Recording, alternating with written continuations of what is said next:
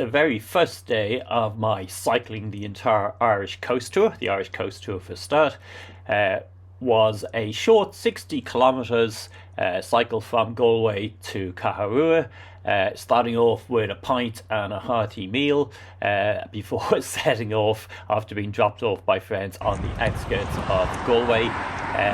My original plan had been to visit all the harbours and beaches on the coast, but I realised that would actually make the total route probably 10,000 kilometres. So I set out with a slightly less ambitious plan of popping down to some of the more better known places and also going for a couple of swims along the route. The morning had been absolutely lashing, but the weather picked up nicely in the afternoon. Once I was out of the rather heavy traffic around Galway, the sun came out and it became quite a pleasant day. And after hitting a few of those coastal harbours and beaches, I got to the first one at Trá Mhór, where I reckoned it was time for a big swim. Trá Mhór is Irish for big beach, and the coastline island is surrounded by beaches that use that as its name. This is not the most famous of them.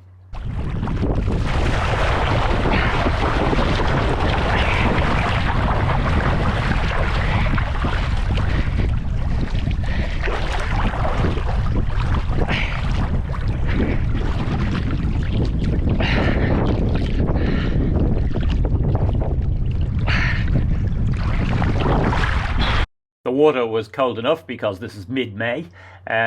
Mid-May and June are great times for cycling in Ireland, even if the water's still damn cold, because there's not as much traffic and not as much tourism.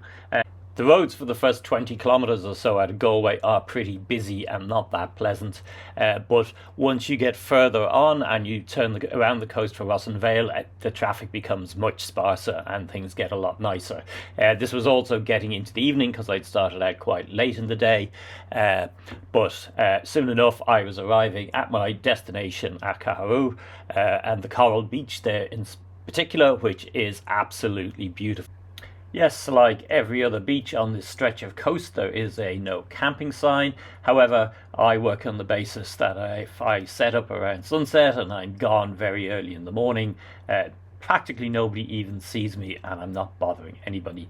And of course, the key thing is to leave no trace so that nobody would even know you were there. There's a trickle of people visiting the beach well into the evening. This was actually a sports guy who was cooling down after his training session. I also actually ran into somebody I knew who was on an Irish language training course in the area, so that was quite a surprise. But mostly after that, it was just a question of enjoying sunset.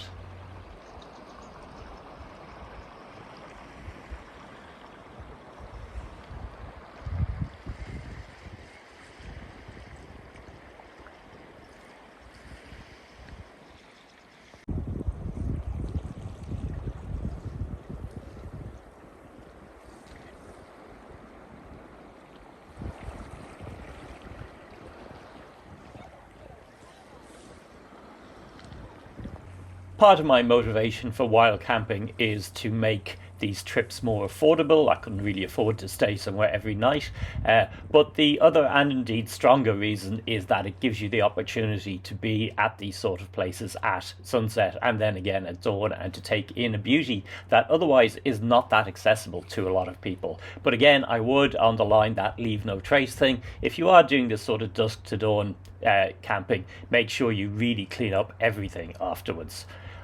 This video is the first of what I think will be over 50 individual video diary entries of my Irish coast cycle, so be sure to give the channel a follow, and if you like the video, give it a thumbs up.